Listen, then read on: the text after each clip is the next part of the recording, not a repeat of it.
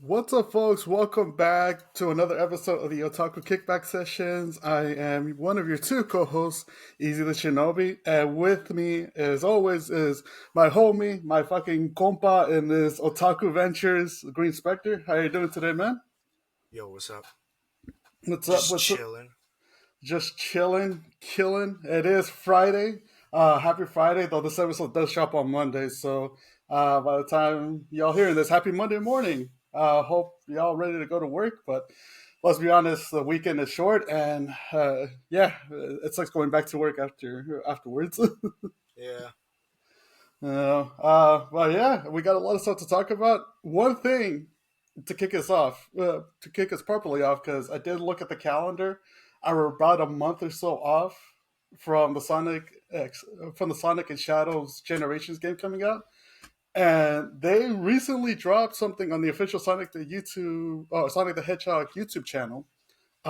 It's the first episode of essentially the Shadow Generations backstory. The title is called Shadow and Maria Sonic the Hedgehog Generations Dark Beginnings Episode 1. And not to go into heavy spoilers for it, we highly recommend that you guys go check this out, bro. The animation on this thing went hard for a 6 minute short. If they decided to make like a Shadow origin story, like a fully flushed out origin story of like Shadow in this animation form, I'd fuck with it. Yeah, seriously, that the way that they basically kind of introduce, or not really introduce, but get into Shadow's backstory doing this, and for it being like a short, and most likely it's kind of like a promotional movie to leading up to the game. The way that they did it, they put in a lot of good work behind it. Oh yeah. And as a person who does dabble in sound, Hmm. I love the sound impacts in the fight scene that they had in this first episode. Like, oh, dude, It was as a really huge sound guy, I fucking love the impact sounds of each hit Shadow was giving out. As oh, dude, I can't even get into it without trying to spoil it. It's yeah. just really good. It is really good. And without heavily going into it, one other thing that I do want to praise is that kind of like feature or that sound feature when Shadow is about to take off and all down the dark tunnel in the base and stuff. Yeah. That like little reverb that you hear fucking fits perfectly. Oh yeah. They Yeah. knew they knew what they were doing when they made this, and I think that it's great that Shadow is getting a comeback. Oh yeah, especially after because I know didn't the first Shadow game come out like I think it's 2002, 2003 or so, right? Shadow the Hedgehog. Yeah, like the OG one. Yeah, but that was non-canon though. Really? Yeah. So that game, Sega team was like, "We have tons of time. Fuck it, let's make a game," Hmm. and they did. Oh, And not. so all of the stuff in Shadow the Hedgehog is considered non-canon, but but now that we're seeing some stuff in this game from what we know of the trailer, Hmm. it seems as the events of Black Doom, the events of Shadow the Hedgehog, the game, could now be considered canon to an extent. Or at least canon adjacent, where most would have to wait until the game's released when it comes out, to see what they decided to make as part of Shadow's canon backstory, and what to leave out. But it seems for the most part they're like leaving in a good chunk of it. Yeah, because I mean, because Sega is a Japanese corporation. Mhm. The way Japan works is that if it's in the manga or in their comic books, it's considered canon. Mhm. With Sonic, however, that isn't the case. If it's in the game and it's in the timeline, it's canon. It's only if they decide, yeah, let's make IDW Mhm. a canon event. Then we could consider it as canon. So it kind of takes over kind of or it takes influence from like the comic book style of from the trope where like there's a bunch of there's multiple timelines where you could consider like okay, you know, what would be the main line time for Sonic, and then basically generations it's just gonna expand on it and bring it to like officially recognize okay, this is canon and this was not part of the main Sonic story. Yeah, pretty much.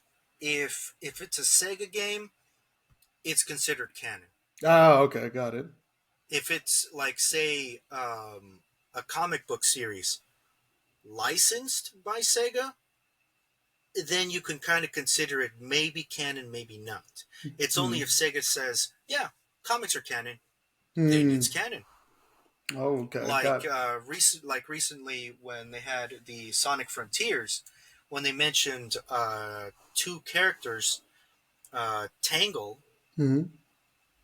from the IDW series. Now that's when everybody's realizing, wait, if they mentioned her in the game, then that means she's canon. We just have to wait for an appearance to Hmm. finally make her canon. Ah, okay, got it. Yeah, so I mean, in that case, I mean, we'll have to wait until like late October when the game comes out. But I mean, fuck, man, I'm stoked for it after watching the first episode of this. I wonder, you would happen to know how many episodes they're taking out of this, right?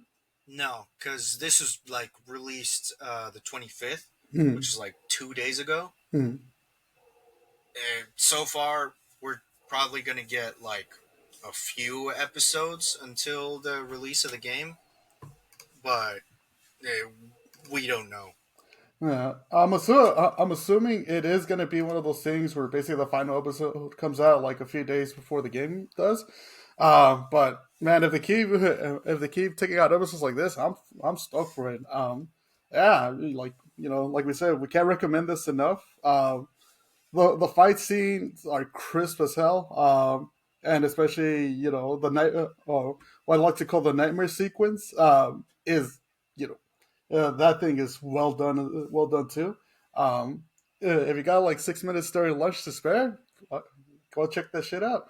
And oh, and not to mention that as I guess as a pre-order bonus, I think they announced it around the same time when the trailer came out. As a pre-order bonus for the game, yeah, you could also unlock Keanu Shadow from the upcoming Sonic the Hedgehog movie, the third one. Oh yeah, Yeah, the trailer for that was pretty. I do like that. Basically, they did get Keanu Reeves to voice in the trailer as well, and then also kind of teasing that maybe the movie timeline is also part of the main video game timeline too. yeah, but I mean the movies are its own thing. They've already said that much. Ah, okay.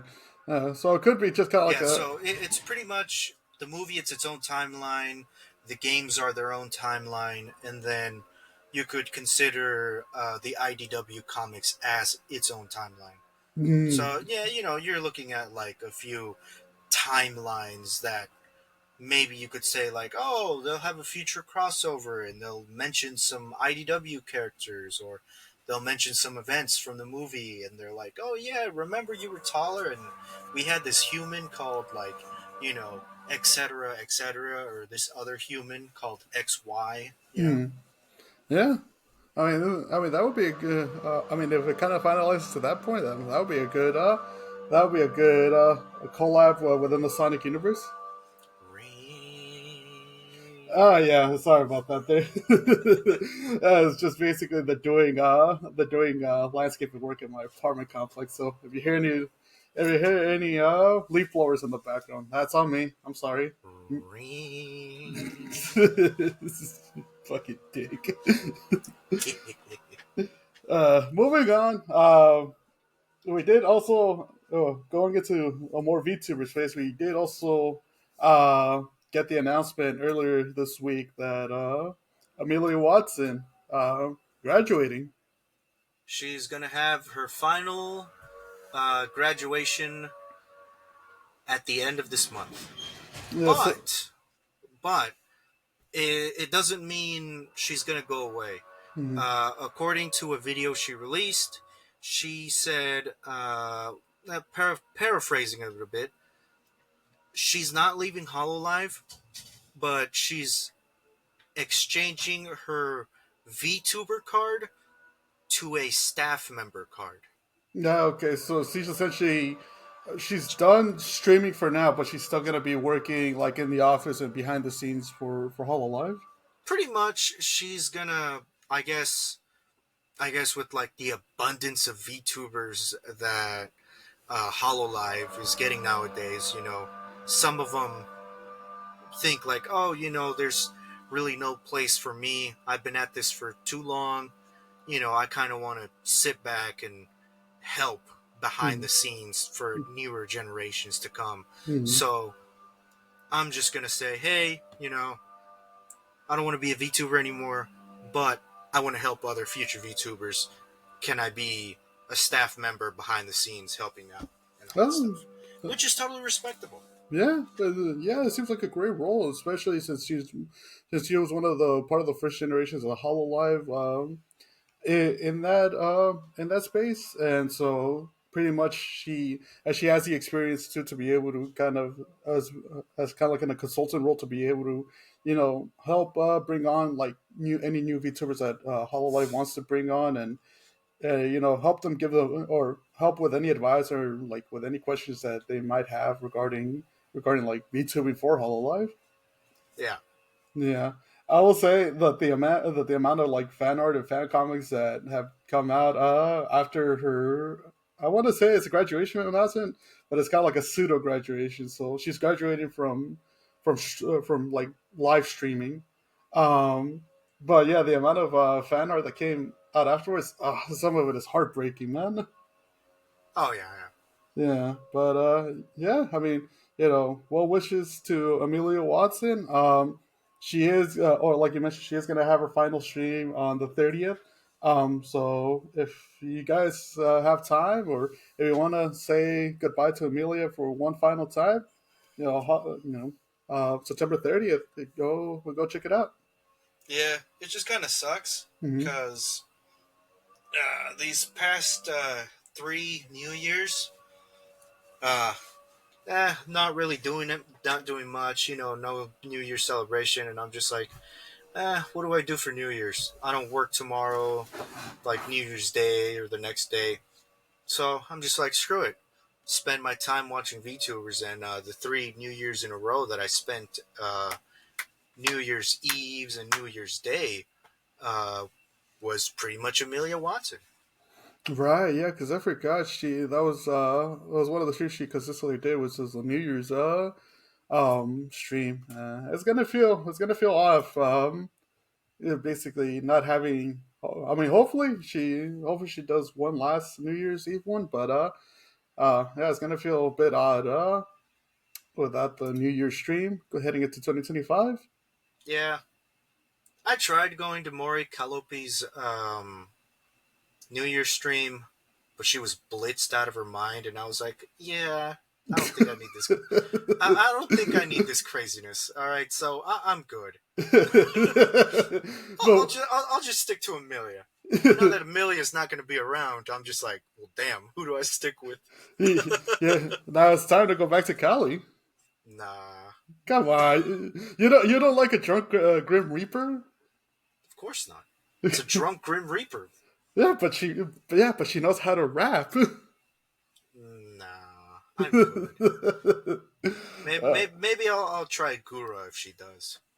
yes, Shark Girl. Well, Gura is a bit more wholesome, and not blitzed on New Year's Eve. As far as I know, not blitzed on New Year's Eve. So maybe that works out. That or you could always go full Moko. True. Anyways, Let's. let's get into some Nintendo lawsuits. Oh man, a tale as old as time. Nintendo and their lawsuits. What are they doing this time? Remember the one where they supposedly may accidentally confirm what Bowser's Schlonger looks like? Oh yeah, some dude in Patreon was like, you know what? I'm just gonna model a schlong of what I think Bowser's schmingish would look like. Schmingus? Yeah, I'm gonna use that word because it's funny, and if you know, you know, and if you don't, then you're still innocent, and we must protect you. Oh man. Long story short, this dude finished a 3D design. He he posted it on his Patreon as a kind of like a WAP, and he Mhm. was like, "Yeah, this is what I think Bowser's schlong looks like." To instantly get copyrighted by Nintendo and then taken down. So he before this he screenshotted it and then posted it on Twitter, was saying, "Yeah, I just finished this rig of what Bowser's schlong would look like. Got copyrighted by Nintendo. Sucks for them. They unintentionally confirmed what Bowser's schmingus would look like. Thanks, Nintendo." Then I remember Twitter having a whole field day with it. Oh Um, yeah, because yeah, Rule 34 was having a field day because now they're like, dude, we don't even have to imagine what his schmingus would look like. We can just look at this and be like, bam, canon event. God, man, that was like a good week, and that was Oh a yeah. lot of fucking good memes came out of it. But I know this is a different lawsuit that we're about to bring up. Yes, it's the lawsuit against Palworld and their patent lawsuit. This was established on the 18th of this month, Hmm. so this is fairly recent. Um, Pretty much, to get into the bare bones, is they're patenting the lawsuits of some of the designs for some of the monsters in Palworld, as well as the mechanics. I don't think you can patent a mechanic No, yeah, no, I don't think you because can. if they're trying to sue Palworld, then can't Digimon sue Pokemon? Yeah, because wasn't it because in that whole timeline aspect, what was the thing that came out first, Digimon or Pokemon? I want to say Digimon because technically they are pocket monsters, but Hmm. I'm not really sure. You know what? I'm gonna search it. No, yeah, and the thing is too, because I know basically it is, or like you mentioned right now, that they're suing it based off the mechanic, but it would make it. You would have a lawsuit in hand if the capture devices that they use in Power World, like were like a shot for shot, frame for frame recreation imitation of a Pokeball. The thing is, and I haven't really seen the Pokeball or the capture orbs that they use in Power World, but from the bit that seen a gameplay, it doesn't really look like the same mechanic. Okay, so here it is. Hmm. Pokemon came before Digimon. The original Pokemon games were released in Japan February 27th, 1996, Hmm. compared to Digimon, where it was a TV series that was released in the United States on Fox Kids in the late 1999 by a Japanese designer. Okay, so Yeah, yeah, Pokemon did come out first. so if that's the case, then can't Pokemon also sue Digimon for the same mechanics of like capturing monsters and having them fight for you? Yeah, Isn't it the exact same thing? yeah, it was pretty I much. mean, I don't think you can really patent a mechanic because it's the same thing they tried to do for Genshin Impact and fucking one of their Zelda games, right? Yeah, for Breath of the Wild, wasn't it? Yeah, didn't they also try to sue Genshin for like some of the mechanics, and people also saying like, "Oh, Genshin is just the Korean version of like fucking like Zelda and all that stuff," or it's like, "Oh, it's a Zelda knockoff and all that stuff," and I'm just like, yeah, some of the mechanics may look the same, but you can't really patent mechanics No, yeah, like you can't really, especially if it's just like sword physics or sword gameplay, because I know, or uh, even the climbing with physics or yeah, using food to heal yourself. or even the glider. Yeah, because if that's the case, then fucking Call of Duty or Battlefield can sue each other for the patent on warfare and players versus players shooting each other, ducking through cover, and using vehicles and all that stuff. Yeah, Yeah, if that's the case, then everyone can sue each other for patents. Like, yeah, that's not really a thing to sue something. I mean, here's something that I feel like Nintendo is just being Nintendo. mm, There's a YouTuber that I watch personally called Dahi Denogla.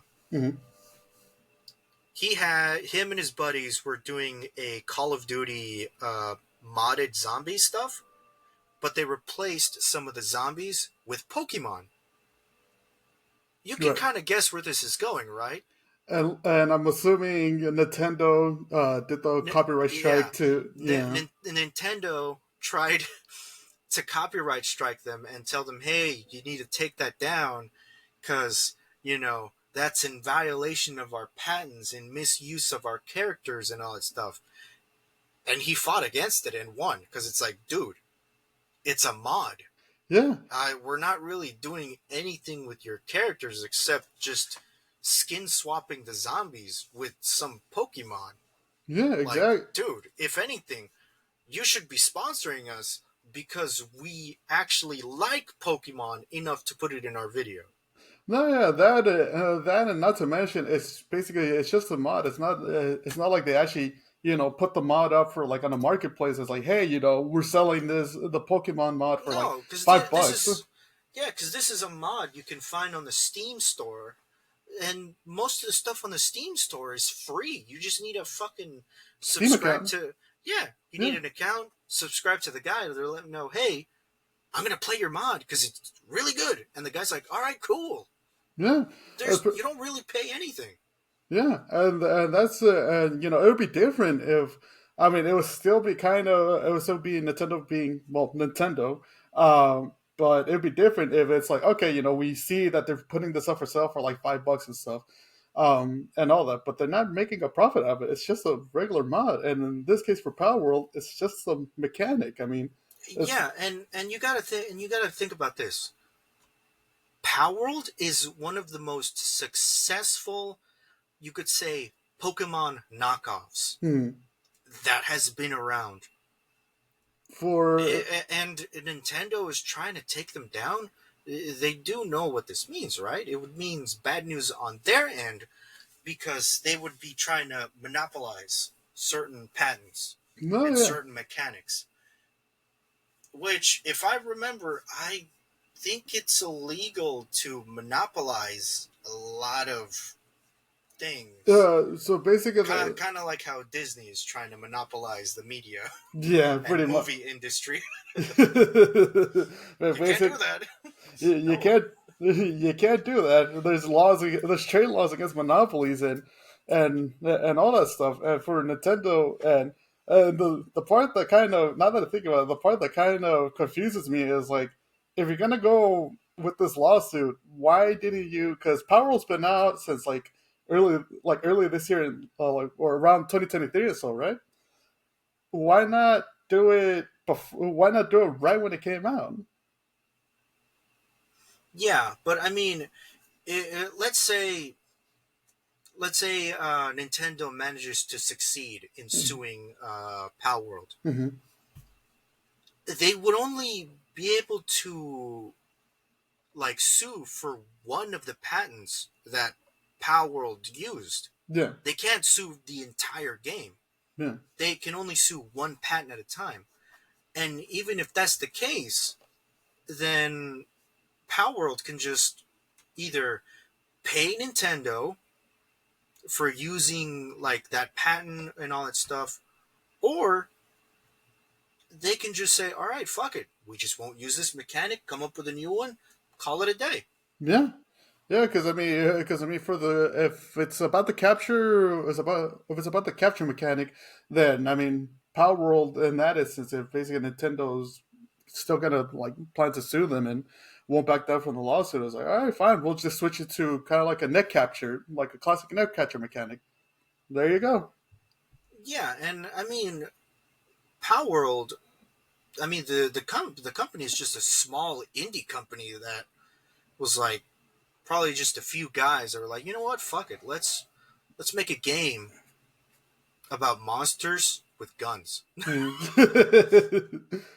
Yeah, and not to mention that it's, I mean, yeah, the monsters do have some similarities to basically some of the Pokemon that come that are in the games, but other than that, the captures are different. Not to mention, you can also capture people in this thing and as well, so that way they're your essentially your slaves at that point, along with the creatures that you captured. So, and they have Yeah, guns. So, yeah, because I mean, best case scenario, it's a minimal long term repercussion. But if it was like a major incident, we would have seen it by now. yeah, there's no. But the fact that it's just like a small like patent lawsuit that Nintendo's trying to do, it's not really worth to go too much into detail. Yeah, it's not really worth it. Although I do find funny that like days after the lawsuit came out, it got announced that Power World's actually is finally getting ported to PS5. And then basically the internet took off with it. It's like, yeah, this is essentially Power World telling it to go fuck yourselves. We'll still take out this game anywhere we want. Yeah, and I mean, if Pokemon wanted to sue them, they would have sued them on release date.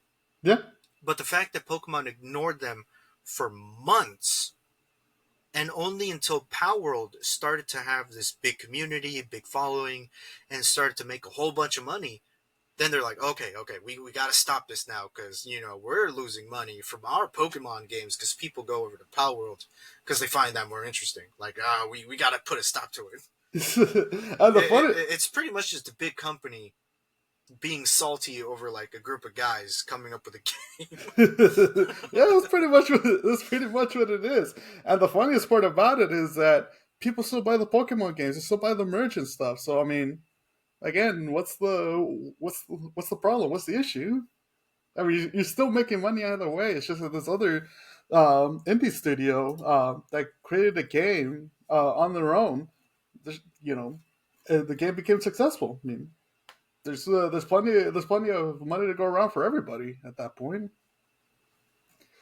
Yeah, Yeah, but the more we delve into it, the more messy it kind of gets. So, yeah, we'll keep track of it and see how it ends up. I am hoping though it ends up in the Federal Power World, so that way, you know, they don't have to it doesn't lead to like a shutdown or anything. Because from what I heard, the game is fairly good. It's really good. So, oh yeah, you can build your own base, you can manage your own, like there's a lot of like mechanics that goes into it hmm. that pretty much shows the noticeable difference between Pokemon and Palworld.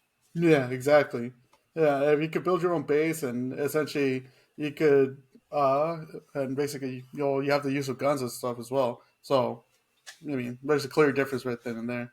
But yeah, staying on the video game topic, for some actual good news, um, Shift Up is getting another collab with Near Automa. exactly. So in case you guys don't know and all that, Shift Up is actually the studio that is currently making the game Nikkei. And And with Stellar Blade. exactly, and it was a few months ago or last year, they for Nikkei they ended up doing a collaboration with Near Automa, right? Yeah, it was last year. Mm. They did a collab with Near Automa. You can have Like two of the characters, 2B and what Two was the A. other 2A, in there as playable characters. Mm-hmm. I only managed to get my hands on 2B, sadly. Same here. But, you know, it did show some comparisons.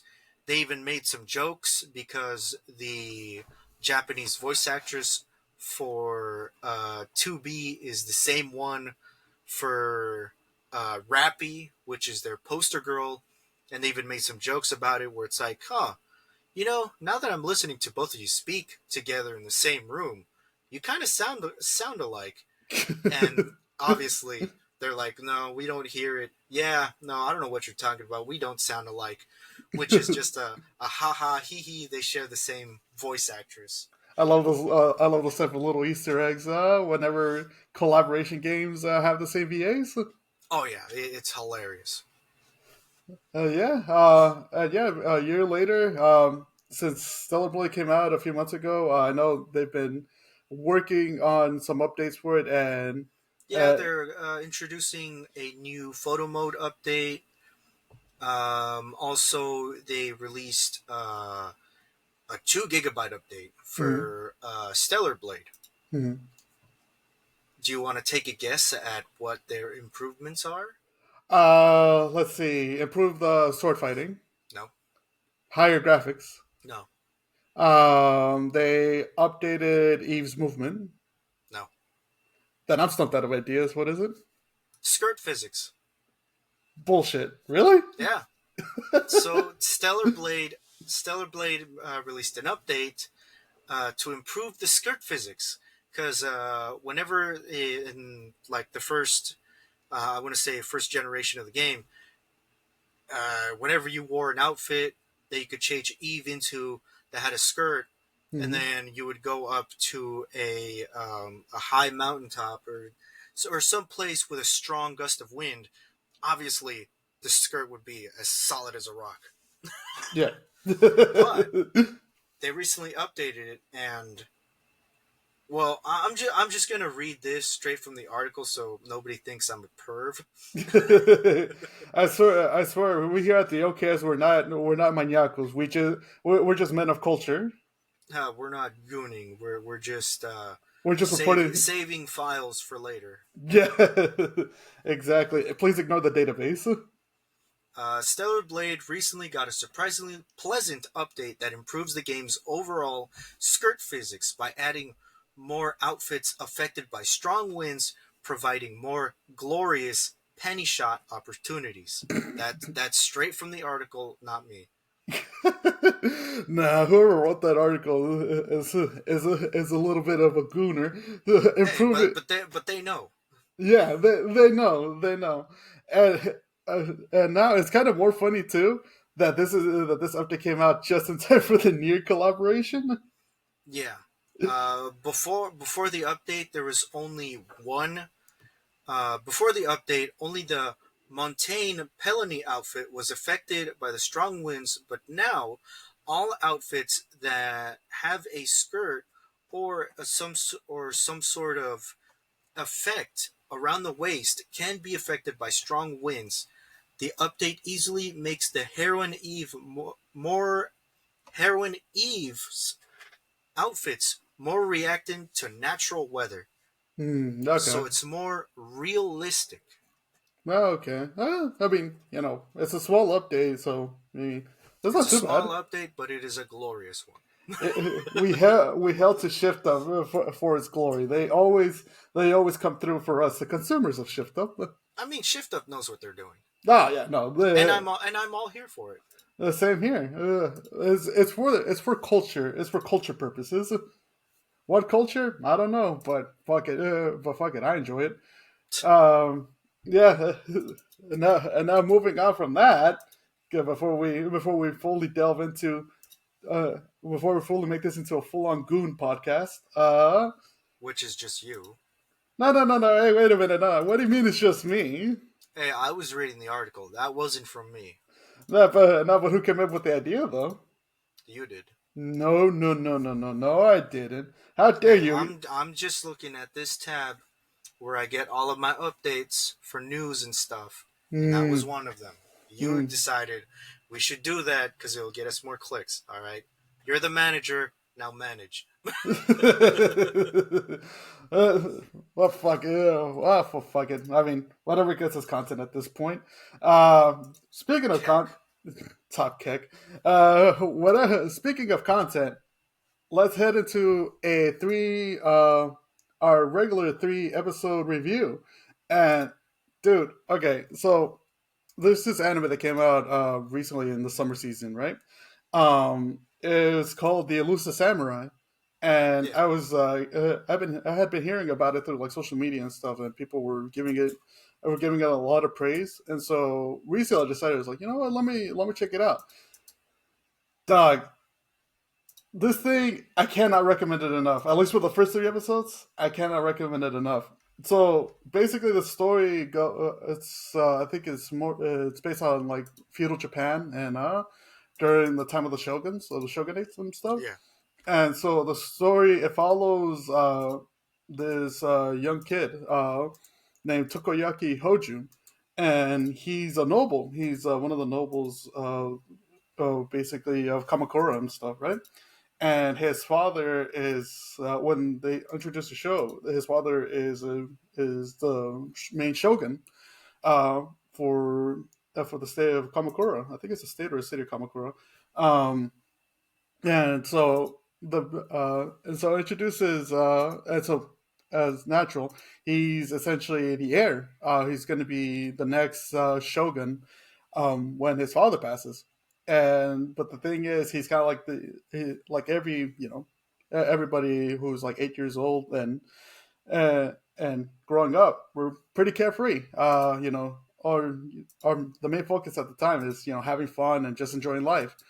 Um, and so the first episode it shows his like everyday life in the compound where his father and the rest of the and the retainers live at and stuff, right? Yeah.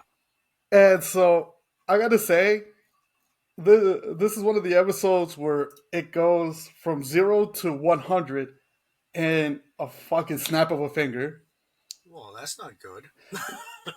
Dude, dude, I swear, you say it's not good. You see this as like, holy shit, what the fuck just happened? Um, so to not delve more into the story, just going a quick synopsis.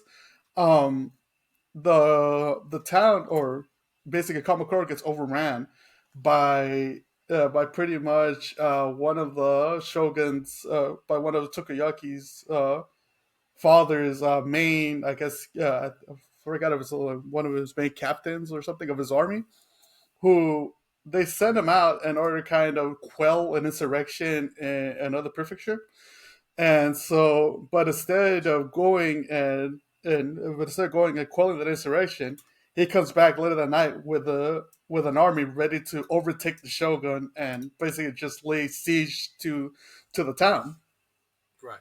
And one way I'll describe the animation, especially the fight scenes for this, beautifully violent. Damn. So yeah, so basically the blood. So basically, whenever because they do pass when the massacre happens and all that. The detail on this thing was it's very very fucking red. Um, yeah, you see basically decapitations. You see people getting essentially stabbed through like the jaw. Insides getting cut out and whatnot. Um, you'll see pretty much the whole a good chunk of the 9 yards.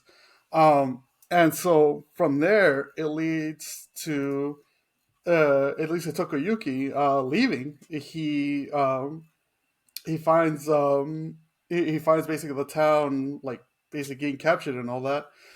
And he decides, you know what, I need to fight in order because to go out like on my sword, like how the samurai would have done it. And so from there, yeah, I might be getting the events a little mixed up. And so from there, he decides to basically uh, afterwards that he doesn't, he doesn't want to die, which is normal. And because priest ends up saving him, and it's a Shinto priest that he met earlier on in the day that told him of his future, and and the first kind of like action, and the reason why it's called the Elusive Samurai is because Tokuyuki, he is very good at eluding essentially any attackers that come his way. And so, because in the first episode, he ends up falling, or the priest ends up pushing him off the cliff after Tokuyuki's telling him, no, I want to stay, I want to basically, fight and die like a samurai. And Right. so, and so the priest was like, all right, fine, that's a you want to do it. He pushes him off the cliff. Tokuyuki lands, and all the people that are raising the town, they see him, and then they try to try to murk him, they try to kill him. What my man does is he just slips through all these, and this is like a still like a decently sized platoon that's still there. He manages to evade like all these basically swings of swords, and trying to get him with a long pole and stuff, with a long arm, uh, spear, and he manages to evade that. There's this one scene where archers are trying to get him, and he manages to slide beneath the arrows, which in turn causes the arrows to hit one of the horses that another one of the basically soldiers is on, and then that soldier falls into basically kind of like I think swords and stuff. Um, but it's well done.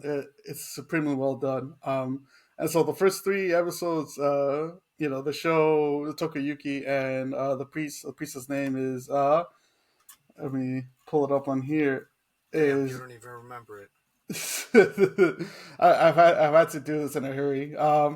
The priest's name is Yorishige Suwa, and so it's Tokuyuki and Suwa, basically leaving Kamakura, and basically with the intention of, and what Suwa tells him is like, I'm going to train you so that way you're strong enough, because I saw it in a vision for the future, that you'll come back and be the strongest warrior, ready to take on the man who betrayed not just your father but the entire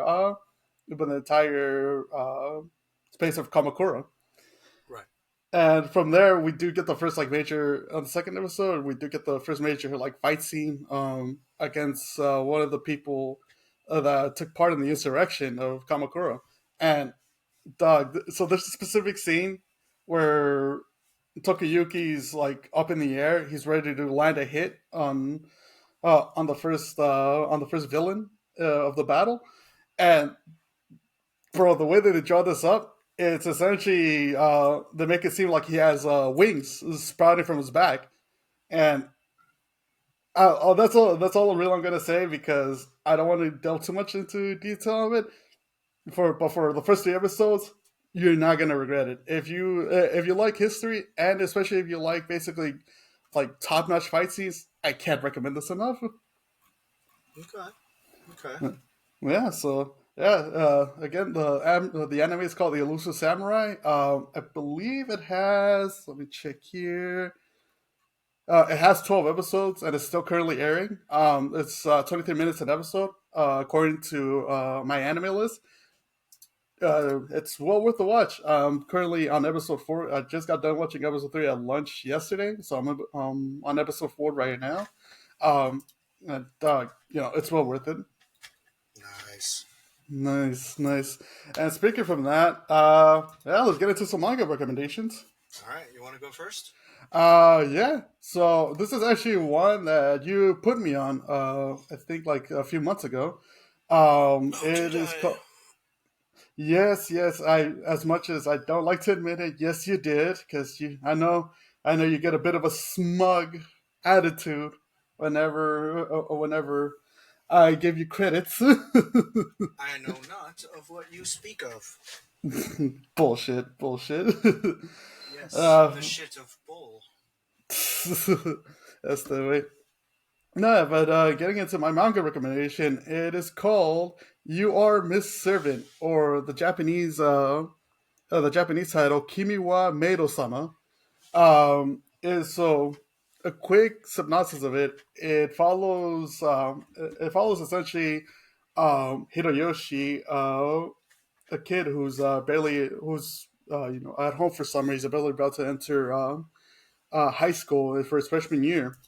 And so one day, and during a summer vacation, he gets a knock on the door and is visited by a woman in a maid outfit.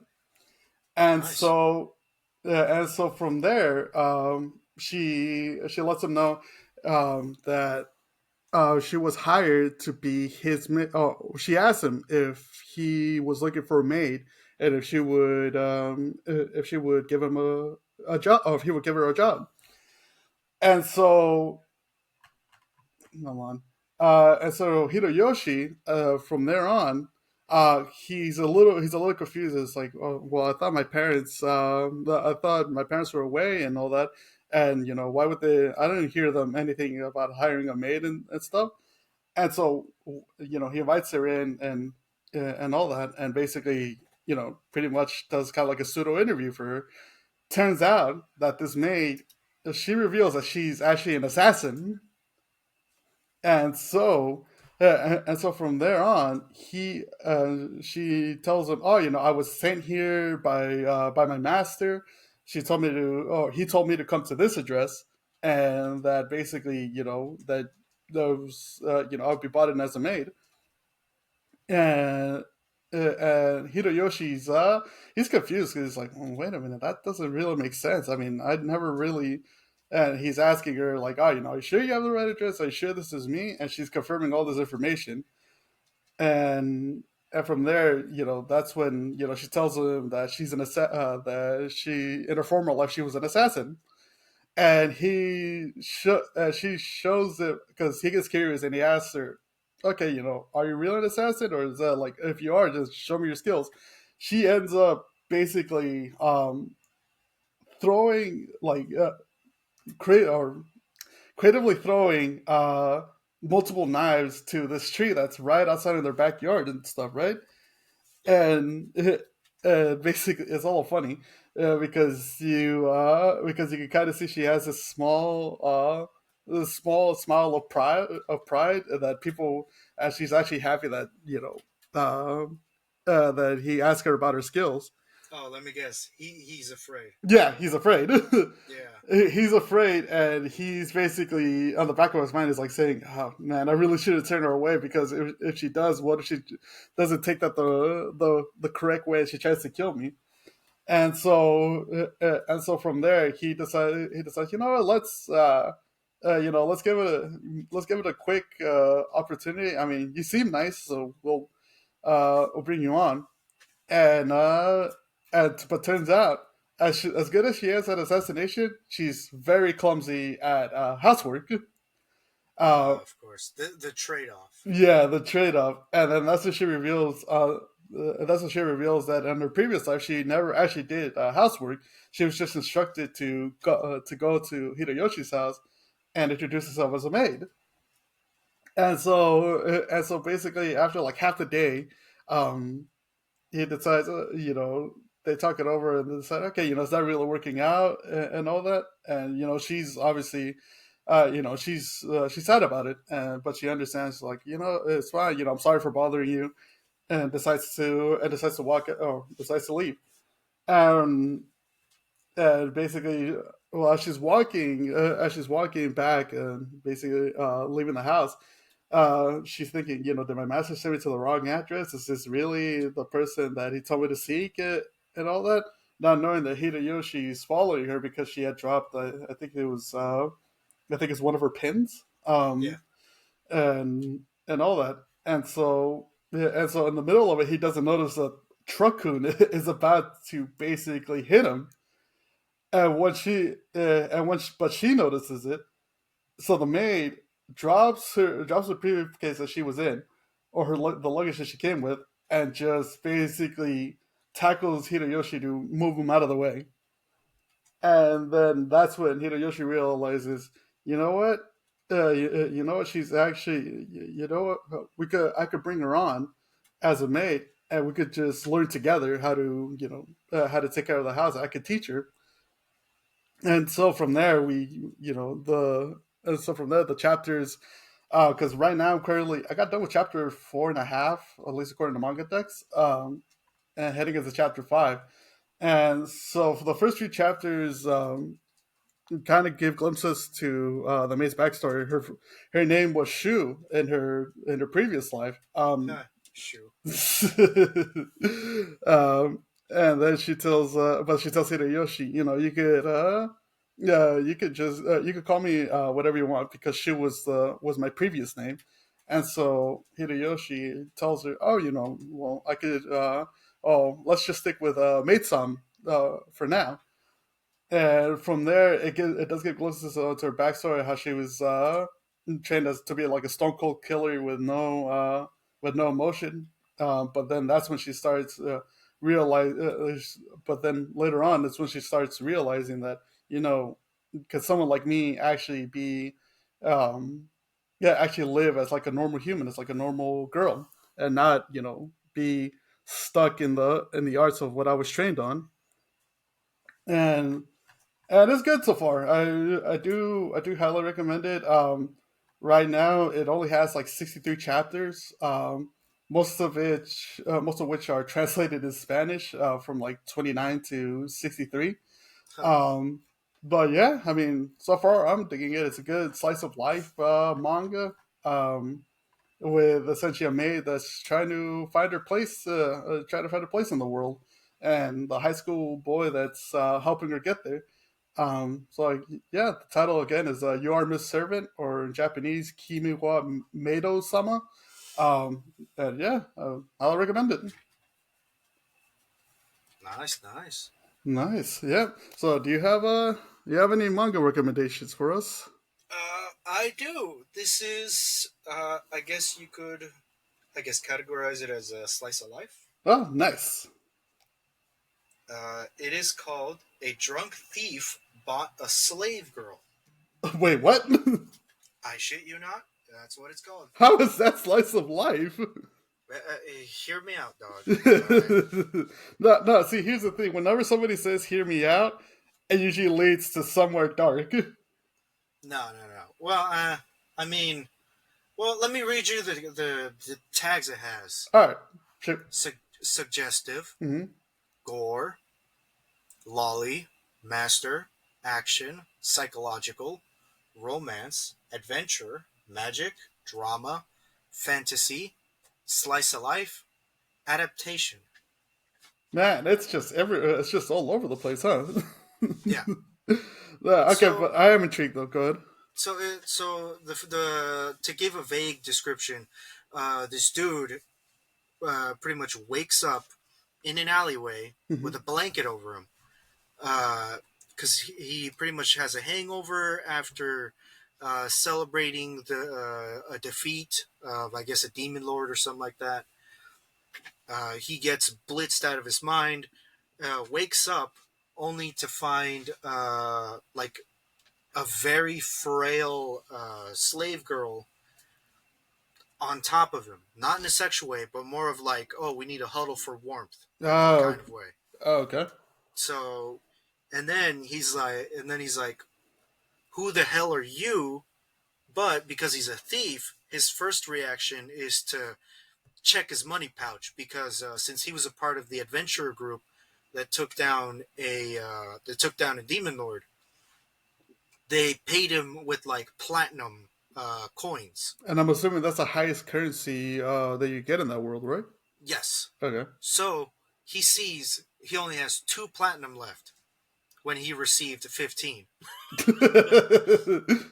and he's calling her a thief and all that stuff. You can see the kind of like despair in her face, and she straight out just blurts it out. You bought me. I am your slave. I didn't steal anything from you. Don't you remember? And then he starts to kind of like sober up a bit, and then he's like, ah, fuck. Okay, let me just retrace my steps here. A few panels later in the first chapter, he realizes, fuck, I did buy you. Well, this isn't good. I got so drunk. that I don't even remember and all that stuff. First thing he tries to do is he tries to give her back to the slave trader. But the He's slave like, trader won't take her back. the slave trader is like, yeah, I can take her back, but you're going to have to pay the compensation fee, which is pretty much 10 platinum coins, Oof. Oh, okay. which is pretty much like almost the amount he has to pay and all that stuff Hmm. that he used to buy. And he starts to say, wait, why is the cost so much? Well, I'm not running a charity. You have to pay me for her maintenance fee, for her food. I mean, she's not going to take care of herself, and I got to keep her healthy enough to either get bought by some noble or to be put in the arena. Hmm. Oosh. The arena is apparently for all of the slaves that they have, children and otherwise. What?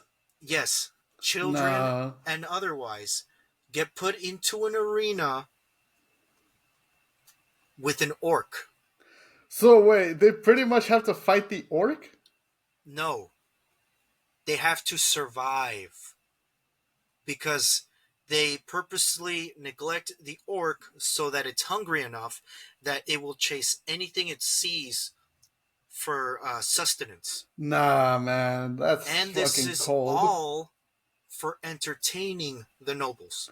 Nah, look, man, these nobles are some weird ass fucking people. How are you getting entertained by seeing an orc eat a kid? Yeah, it's fucked up. But here's a little thing I forgot to mention about our homeboy Hmm. Harris. Okay. Even though his job category is thief and trap disabler, and when you hear that, you automatically think, "Oh, he's a bad person. He's just doing this to get more money and all that stuff." Hmm. Turns out the dude is charismatic and he has a heart of gold. Oh, okay. So he's basically, well, he's a thief with a heart. Yeah, but because his job category that he was given is thief, he puts up with like everyone talking down on him, everyone giving him the side eye, and I was like, oh, I gotta lock up my things or I gotta hold my purse closely because that guy is a thief and he's pretty much good at what he does and all that stuff. Oh, so basically, he's not actually really a thief. He's like a locksmith, kind of like the kid from Delicious Dungeon. Yeah, you could say that, yeah. Yeah. But because in that world, being a locksmith, the only time you unlock that skill is to be a thief. Oh, okay. Think of it this way: everyone at birth gains in a category. You're either a swordsman, a lancer, a mage, and all that other stuff. Hmm. His category was pretty much thief. No, okay, So got he it. had to learn the skills. He became an adventurer. He pretty much learned the trick of the trades. But because his job category is thief, you know, you get all of these bad rumors that comes along with it. Ah, got it, got it. But because he's been in the game for so long, he's like, you know what? I don't even care anymore. People can talk shit all they want. I'm just gonna keep doing what I want to do, get money, and live a life. That's it. Yeah, that makes sense because I mean, at the end of the day, if the rest of the village or the rest of the town isn't, they're judging you by pretty much the profession you were given at birth. I mean, that point is like, you know what, fuck them. Yeah. And here's the thing, he's like, okay, going back to the point where he's trying to give back the slave girl. Hmm. He hears about all this stuff and he's like, you know what? I guess I'm not going to give you back after all. They go to his cabin, which is like in a secluded area in the woods and all that stuff. And for he starts treating this girl nicely. He's like, all right, first thing is you're way too skinny. He Yeah, you know how you make like a ring with your index finger and your thumb? Yeah. He's able to connect his index finger and his thumb around the girl's wrist Jeez. because she's that skinny from malnutrition. Damn. So, So so yeah, so he's like, you know what? First thing I'm gonna do is, I'm gonna take some jobs, get more money, feed you and all that stuff, and then we're gonna buy you some clothes because you can't be wearing those slave rags all the time, hmm. and all that stuff. And she sees that, oh yeah, he's pretty kind and all that stuff, and then he notices that the only treasured items he has are like these two earrings and all that stuff. Right. So without her knowing, he takes them and with the two platinum coins he has left, takes them to a repair shop and is like, "Hey, can I get these fixed?" Because they're like damaged and all this stuff. And he's like, "Oh yeah, I can do that, but these are like some really small trinkets that aren't even worth that much. Why would you bother?" It's like, it's a gift. It means a lot to a person, all that stuff. Hmm. So you can tell that he's actually really nice, Yeah. but it's just everyone else that gives him the bombastic side eye, like, oh nah. Just because the dude is pretty much has a locksmith ability to. And it even goes so far as because the girl has like cuts, bruises, and like slashes all over her body Hmm. because of like how badly she was treated as a slave and all that stuff. She takes her to a priestess, which happened to be the same girl that was in her party in the adventurers group, Hmm. to be healed. First thing is, when they see all of the cuts, is they automatically accuse him of being Uh, like this domestic abuser and all that stuff, and okay. that they're gonna call the knights because you can't be doing this to a child and all that stuff. Uh, the little girl, Tina, I Hmm. forgot to mention her name. She stands up for him. No, he's actually a very nice person. He fed me, he bought me clothes and all that stuff. He's been nothing but really kind and all that stuff. Stands up and all that stuff. And even the priestess who was like, "Oh man, I've been judging you hard this whole time, but if this innocent child is standing up for you, then I guess you're not that bad of a guy." Yeah, it makes you think differently of him. Yeah, Hmm. to the point where she admits her faults and she's like, you know, I've been wrong this whole time. And one of the first things they teach you as a priestess is to not judge a book by its cover. And I haven't been following that because I've been judging you this whole time because of your job title. Damn. So, you know what? I'll heal her up free of charge. Yeah. And as an apology gift, I'm going to give you a full recovery vial that heals you from any injuries and poisoning Yeah. and all that stuff. Yeah, I mean that's the least you could do. Basically, by like after accusing him of supposedly beating this girl. Yeah, even though it had nothing to do with it and all that stuff, Yeah. and it's actually really good. Nice. Not gonna lie, I've been hooked on it. It has 19 chapters translated so far. Mhm. Oh, really good. Nice. It sounds like a really good premise. Yeah, and Especially it's for ongoing too. oh, that's a good part. Especially for like a fantasy manga. Yeah, it sounds like something worth checking out. What's it called again? It's called A Drunk Thief Bought a Slave. A drunk thief bought a slave. That and I like it. That and I do like how it basically delves into kind of like more of an everyday type of skill, kind of like locksmith and picksmith or lock picking, and all that as a viable main character trait for it. Oh yeah. Yeah. So yeah, go ahead. Those are manga recommendations. Before we sign off, because your boy got to head back to work. I'm kind of dangerously crossing over my lunchtime. Um, Uh, don't you judge me. I have like a few more hours left. Uh, One thing that I did want to announce. So basically, we were talking about it last weekend. Um, And so for the month of October, we will be releasing weekly episodes. And the one caveat of this is going to be this episode that we're recording right now. This is going to drop on 9:30. Um, and then on October 7th, we'll receive another episode. So the episode starting from October 7th till the end will be our zombie series, where we'll be showcasing different zombies in video games. And it's something that we were talking about over the weekend, and we wanted to do something good for spooky season. And seeing as how that's coming up and Halloween is coming up, we thought, you know what, it's a good idea to delve into kind of the to showcase different species of zombies that come out in video games. So for each week, we're gonna showcase one zombie species that has come out.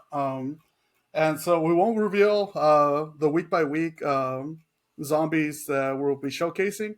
We want to leave that up as a surprise. But yeah, for the month of October, 4 new episodes. So be on the lookout for that. I'm personally stoked for it. Yeah, same. Yes, sir. Yes, sir. All right, and that about wraps it up here. Anything else you want to plug, promote, sell? You want to sell me on something cool? No, I think I'm good. For sure, for sure. Yeah, as Spectre said it, go ahead. We're good, and go and it's time to wrap it up. This Thanks again for joining us for another episode of the Otaku Kickback Sessions. Follow us on Instagram at Otaku_kickbacks. That's where you go ahead and get any updates on any future episodes or any future projects that we're working on. Follow us as well, or subscribe to us on YouTube or on Spotify, wherever you hear our episodes.